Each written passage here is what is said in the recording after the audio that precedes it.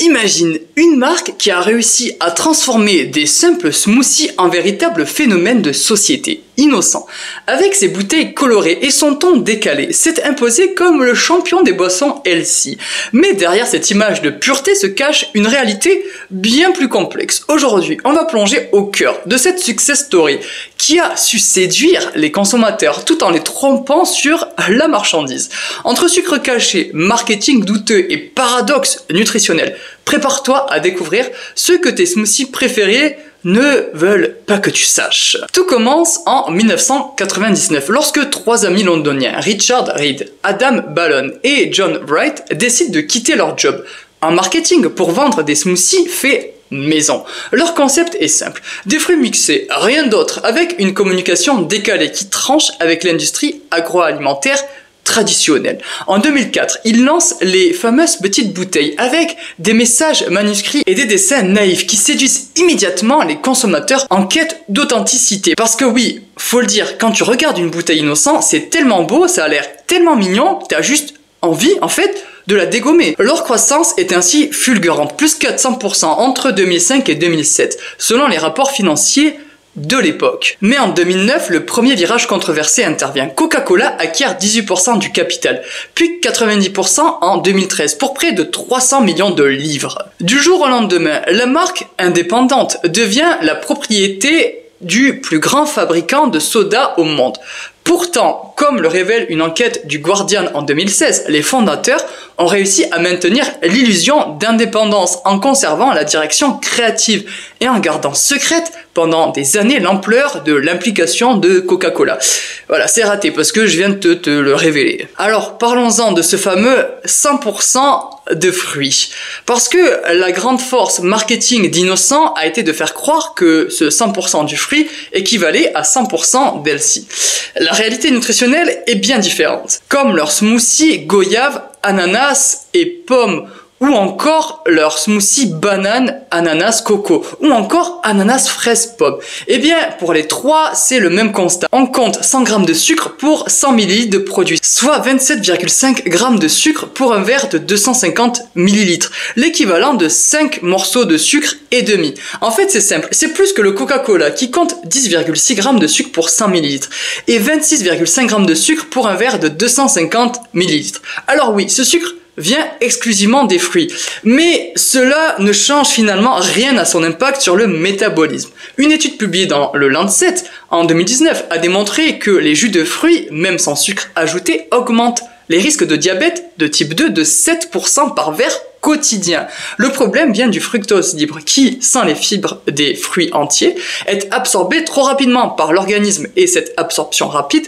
entraîne des pics d'insuline et favorise le stockage des graisses au niveau abdominal. En fait, pour te faire avaler tout ça, Innocent a perfectionné l'art du storytelling émotionnel pour masquer les faiblesses nutritionnelles de ses produits. Parce que t'inquiète pas, ils le savent, hein. Leur packaging, tout d'abord, utilise systématiquement 3 leviers psychologiques puissants. La culpabilité neutralisée avec des slogans comme « jamais de sucre ajouté », donc je peux en boire sans remords. La peur avec des phrases comme « pas de trucs bizarres » et également le sentiment d'appartenance, comme rejoignez la communauté des gens bien.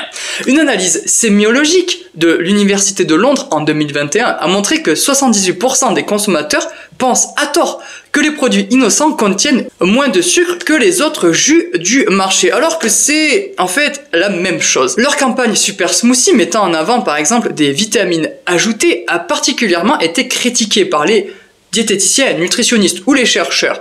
Comme l'a révélé une enquête de Foodwatch, ces vitamines sont souvent présentes en quantité négligeable, tandis que le sucre, lui, reste bien réel, avec en moyenne 100 g de sucre pour 100 ml de cette gamme des super smoothies. Attends, et j'ai encore pire, la mention 1 de vos 5 fruits et légumes par jour apposée sur certaines bouteilles a été jugée trompeuse par l'ASA, l'Advertising Standards Authority britannique en 2020, car elle laisse croire à un équivalent nutritionnel avec les fruits entiers, ouais, carrément. Donc comme tu l'auras compris, les smoothies innocents perturbent ton métabolisme. Et ce que la plupart des gens ignorent, c'est que même sans sucre ajouté, les smoothies innocents déclenchent dans ton corps une cascade de réactions biologiques problématique. Quand tu bois un verre de 250 ml de leur super smoothie antioxydant, les 27,5 g de fructose liquide arrivent en trombe dans ton foie, contrairement au glucose qui est utilisé par toutes tes cellules. En fait, le fructose est presque intégralement métabolisé par le foie. Une étude de l'Université de Californie, publiée en 2023, a montré qu'à partir de 25 g de fructose par dose, le foie commence à le transformer en graisse viscérale, même sans excès calorique. Non mais est-ce que tu te rends compte de cette info? Mais le vrai piège, c'est l'effet appelé fin paradoxale, puisque les récepteurs de ton intestin grêle, bombardés par cette quantité anormale de fructose libre, envoient des signaux confus à ton cerveau. Une étude en IRMF, publiée dans Nature Food en 2024, a démontré que 45 minutes après avoir bu un smoothie innocent, les zones cérébrales liées à la faim s'activent davantage qu'avant consommation. Ton corps, trompé par l'absence de mastication et la vitesse d'absorption, réclame plus de nourriture alors que tu viens d'avaler l'équivalent de 8,5 morceaux de sucre. Et pire encore, la combinaison fructose plus acide des fruits, qui crée un double stress métabolique. L'acide citrique présent naturellement dans les fruits, mais concentré à l'excès dans les smoothies, érode l'émail dentaire 6 fois plus vite qu'un fruit entier, selon une étude scientifique, publiée en 2003. Et cerise sur le gâteau, sans jeu de mots, cette acidité modifie ton microbiote intestinal, favorisant les bactéries pro-inflammatoires, comme Prevotella copri, liées au syndrome métabolique. Putain, quand même, on n'est pas au bout de nos surprises. Alors, le mécanisme le plus pervers, eh bien les smoothies innocents déstabilisent progressivement tes papilles. Leur concentration en sucre naturel, mais ultra concentré, élève ton seuil de perception du sucre. Une recherche publiée à l'université de Bristol a prouvé qu'après 3 semaines de consommation quotidienne, 68% des sujets trouvaient les fruits entiers fades et augmenter spontanément leur consommation de produits sucrés. Donc quand tu bois un smoothie innocent, attends-toi à prendre cher niveau produits sucrés pour tout le reste. Ah, et leur gamme Kids utilise des purées de fruits concentrés dont l'index glycémique est artificiellement augmenté par le procédé de chauffage, atteignant des niveaux proches du sirop de glucose. C'est ce qui a été démontré dans une étude scientifique publiée en 2003. D'ailleurs, tous les liens des études sont en description. Et toujours avec 11 g de sucre pour 100 ml, bien sûr. Et de façon générale, les polyphénols, antioxydants vantés sur plusieurs emballages, sont en réalité dégradés à 40% après 3 mois de stockage. La vérité, c'est que ces smoothies créent une dépendance physiologique similaire à celle des sodas. Voilà. En fait, c'est aussi simple que ça, mais avec une couverture healthy qui endort ta vigilance. Ton foie ne fait pas la différence entre le sucre d'un coca et celui d'un innocent quand il est ingéré sous forme liquide. La seule différence, eh bien, c'est l'illusion de bien faire, qui te pousse à en consommer plus souvent et en plus grande quantité. Bon, t'inquiète pas, tout n'est pas perdu pour toi si tu consommes des smoothies innocents. Je vais quand même te donner des alternatives saines pour remplacer ce genre de smoothie. Ou également, tu peux toujours en consommer, mais dans des quantités modérées. Finalement, le vrai problème avec les smoothies innocents, c'est qu'ils ont rééduqué ton goût à attendre une explosion de sucre à chaque gorgée. Donc, il faut en fait revenir à la base, en privilégiant les fruits entiers. Puisque par exemple, manger une pomme procure 3 fois plus de satiété que boire son équivalent en jus. Ensuite, si tu veux vraiment ton smoothie, fais-le toi-même en gardant la pulpe et en ajoutant des protéines. Tu peux y ajouter du yaourt grec, de la poudre d'amande, de la whey protéine, voilà, pour ralentir l'absorption des sucres. Et maintenant, si tu veux vraiment boire ton smoothie innocent, chose que je comprends tout à fait, parce que moi, le premier, je bois parfois du smoothie innocent, attention, hein. Eh bien, je te donne voilà un petit conseil comme ça, eh bien, il te suffira soit d'en boire de façon occasionnelle, ok, occasionnelle, c'est-à-dire peut-être une fois tous les 2-3 jours, et un verre, voilà, un verre de smoothie innocent tous les 2-3 jours, même tous les 2 jours, hein. C'est bon, tranquille. Et si tu fais pas n'importe quoi à côté, si tu as une alimentation équilibrée, on est d'accord.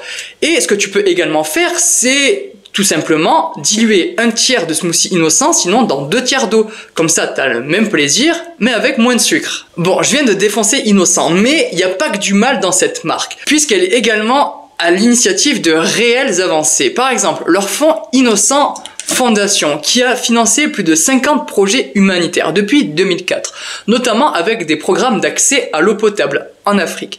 Sur le plan nutritionnel, ils ont également réduit progressivement les sucres de leurs recettes, moins 12% en moyenne depuis 2015, selon les rapports RSE. Enfin, Attention, leur rapport RSE. Ils sont également très transparents sur les origines des fruits et c'est aussi à souligner puisque chaque bouteille mentionne le pays d'origine des ingrédients.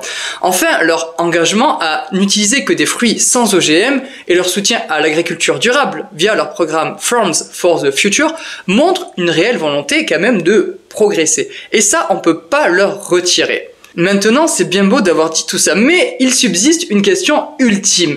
Une marque détenue par Coca-Cola peut-elle vraiment être éthique? D'un côté, Innocent a gardé une certaine indépendance opérationnelle et a poussé son géant propriétaire à améliorer ses pratiques. De l'autre, comme l'analyse le professeur en marketing Robert Cleley de l'université de Nottingham, Innocent sert surtout à Coca-Cola à verdir son image et à capter le marché health conscious sans vraiment changer son modèle. Et j'espère que tu as kiffé tous mes accents depuis le début de la vidéo. Pour les consommateurs, en fait, le choix est complexe. Si tu achètes occasionnellement un smoothie Innocent, l'impact est limité. Mais en faire un réflexe quotidien va commencer à poser un problème de santé, ça c'est clair. Ainsi, peut-être que la solution est en fait de considérer ces produits comme des plaisirs occasionnels plutôt que comme des must-have healthy. Et toi, t'es pas d'accord? Bon, concrètement, du coup, c'est quoi l'avenir des smoothies? Parce que le marché des boissons fruitées, il a un tournant, ça c'est sûr. Non seulement t'as la pression des consommateurs, mais également en fait de toutes les personnes qui gravitent de près ou de loin au domaine de la nutrition. Et Innocent fait tout de même des choses bien en indiquant l'origine des fruits avec chaque bouteille précisant le pays d'origine, comme je te l'ai dit. Et également en affichant volontairement le Nutri-Score C, D ou E qui est, on est d'accord, à chier alors que rien ne les oblige. Leurs smoothies contiennent également 60% de fruits issus de l'agriculture durable, 10% de fruits bio et 100% d'électricité renouvelable en usine. Ils bannissent également des additifs avec 0 colorant et 0 conservateur. Et même leurs bouteilles sont sans BPA. Donc, il y a quand même du bon dans tout ça. Mais finalement, tous ces efforts restent insuffisants face aux enjeux de santé. Ils essayent tout de même de faire progresser le monde du jus de fruits. Ça, on peut pas leur retirer, avec une meilleure direction que 90% des autres marques de jus. Mais malheureusement, il y a toujours autant de gens qui continuent à consommer des produits innocents sans savoir qu'ils sont pas si innocents que ça. Innocent, c'est donc l'histoire d'une marque qui a révolutionné le marché des jus, avant de devenir victime de son propre succès. Entre ses promesses santé parfois exagérées et son rachat par Coca-Cola, elle a perdu une partie de son innocence originelle. Mais elle montre aussi qu'une entreprise agroalimentaire peut évoluer positivement, à condition que les consommateurs restent vigilants. Alors la prochaine fois que tu verras une petite bouteille souriante, souviens-toi bien de ça. Le vrai healthy, c'est d'abord des fruits entiers, de saison, et si possible locaux. Les smoothies, même les plus innocents, devraient rester un plaisir occasionnel plutôt qu'une habitude quotidienne. Après tout, comme disaient les fondateurs dans leur début, ce n'est pas ce que tu fais une fois qui compte, c'est ce que tu fais tous les jours. Allez, bisous, à la prochaine!